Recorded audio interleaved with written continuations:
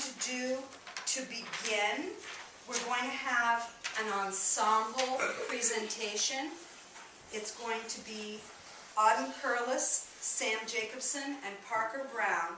They're going to be presenting a collection of writings that have to do with celebrating maleness, and it's based on Mark Twain's Diary of Adam, and the piece is called That's Why, a celebration of men, men, men. So without further ado.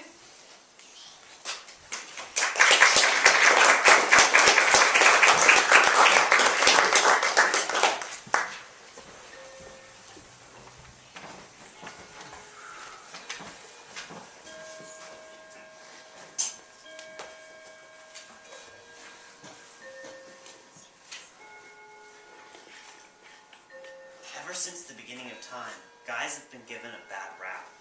We are characterized as insufficiently verbal, visually distractible, and unable to really listen.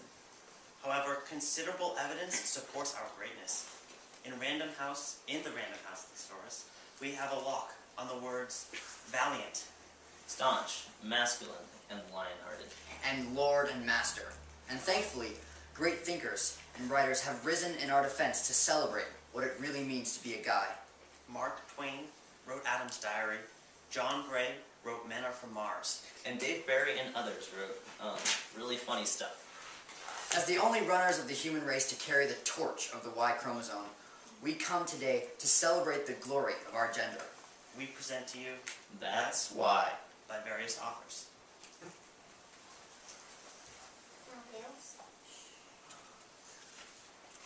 I'm Adam, the original man, granddaddy Y chromosome carrier of them all. I knew other guys would want to know what I thought and how I set everything up, so I wrote it down. 100 years ago, Mark Twain actually found Adam's Diary and published it. Poor Adam. He had to figure out Eve all on his own. No modern wisdom, no Dr. Phil, no John Gray to explain that men are from Mars. So of course, we can't understand females. Monday. This new creature with the long hair is a good deal in the way. It is always hanging around and following me about. I don't like this. I am not used to company. I wish it would stay with the other animals. For a man to feel good, he must achieve goals by himself. Men pride themselves in doing things alone. Autonomy is a symbol of efficiency, power, and competence. Tuesday. Been examining the Great Waterfall. It is the finest thing on the estate, I think. The new creature calls it Niagara Falls. Why, I'm sure I do not know. Says it looks like Niagara Falls. That is not a reason. It is a mere waywardness and imbecility. I get no chance to name anything for myself. The new creature names everything that comes along before I can get in a protest. We are the rulers of our domain. When women take jobs from us, we feel grumpy, useless, or worse. And always the same pretext is offered. It looks like the thing. There is a dodo, for instance. Says the moment one looks at it, one sees at a glance that it looks like a dodo. It will have to keep that name, no doubt. It wearies me to fret about it, and it does no good anyway. Dodo! Looks no more like a dodo than I do. Men are logical. We make decisions based on observable facts. Women are intuitive. They make decisions based on mysterious forces. Wednesday. Built me a shelter against the rain. Man cave. And could have it to myself in peace. The new creature intruded. When I tried to put it out, it shed water out of the holes that it looks with, and wiped it away with the back of its paws, and made a noise such as some of the animals make when they are in distress. Every woman is wrong until she cries, and then she is right instantly. Thomas C. Halliburton. I wish it would not talk. It is always talking. I have never heard the human voice before, and any new and strange sound intruding itself here offends my ear and seems a false note. And this new sound is so close to me. It is right at my shoulder, right at my ear, first on one side, then the other. And I am only used to sounds that are more or less distant from me. We like to be quiet and logical. They like to share and talk, even if there is no point to their sharing and talking. We need to have an objective. We must see the point of doing something.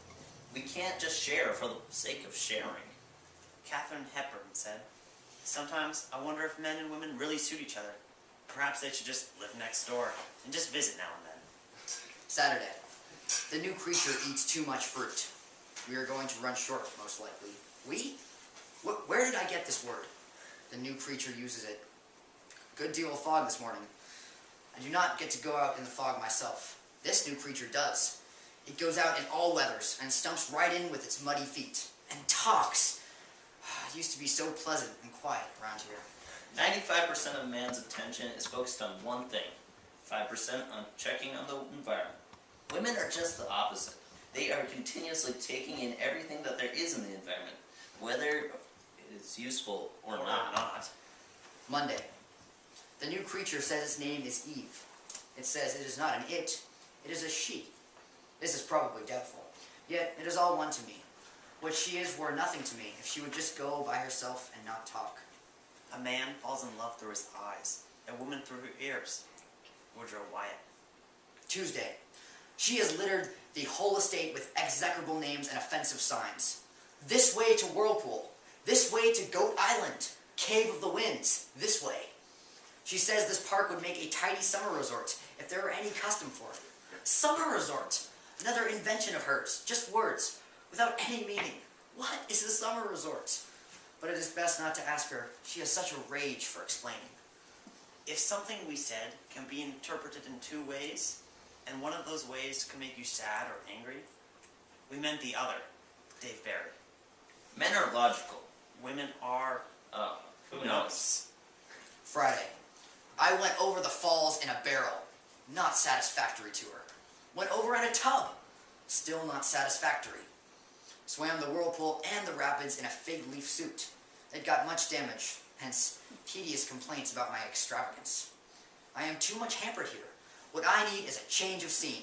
Men like to retreat into their own world where they feel they are in control. Wednesday. I escaped Saturday night and traveled 2 days and built me another shelter in a secluded place. Man cave! And obliterated my tracks as well as I could. But she hunted me down by means of a beast which she has tamed and calls a wolf, and came making that pitiful noise again and shedding that water out of the places she looks with. I was obliged to return with her. Every woman is wrong until she cries. I will emigrate again when occasion offers. Once a woman has given you her heart, you can never get rid of the rest of her. Sir John Fanberg. When a man is locked in his cave, the woman thinks there is something wrong with him and goes in and asks questions. This is the wrong move for the woman to make. Men hate to be interrogated. Friday. She told me she was made out of a rib, taken from my body. This is at least doubtful, if not more than that. I have not risked any rib. Did we we say men are logical? Monday. She is taken up with a snake now. The other animals are glad, for she was always experimenting with them and bothering them. And I am glad, because the snake talks, and this enables me to get a rest. Women make noises to get attention. Men make noises to signal, please leave me alone. Vishwalk Nath. Women speak because they wish to speak, whereas a man speaks when driven to speech by something outside himself. Take, for instance, he can't find any clean socks. Jean Carr. Wednesday. She says the snake advises her to try the fruit of the tree, and says the result will be a great and fine and noble education. I told her it would be a mistake. It would have been better to keep this remark to myself. I advised her to keep away from the tree. She said that she wouldn't. I foresee trouble. Will emigrate. Men lower their stress by leaving a difficult situation and finding a place to be alone. Man cave. Women believe that if we can't do anything about it, then let's talk and suffer together. Men focus on solving the problem, and if we can't solve the problem, we make it disappear by forgetting about it. Or leaving. Thursday. I escaped last night, and rode a horse all night as fast as he could go, hoping to get clear of the park and hide in some other country before trouble should begin. But it was not to be.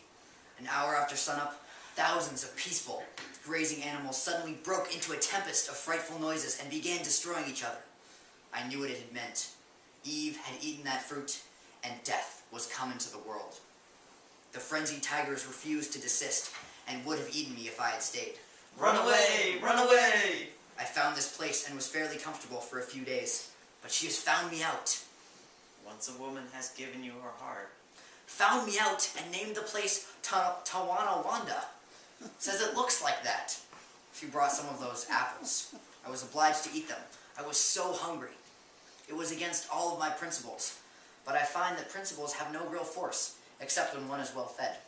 Hungry man dinners. It's good to be full.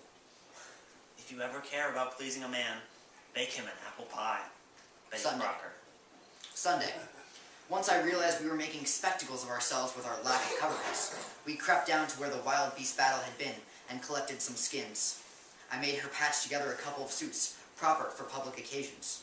They are uncomfortable, it is true, but stylish. And that is the main point about clothes. I find she is a good deal of a companion. I see I should be lonesome and depressed without her, now that I have lost my property. Another thing, she says it is ordered that we work for our living hereafter. She will be useful. I will superintend. As 15th century priest and humanitist, Desiderius Erasmus once penned, Women can't live with them, can't live without them.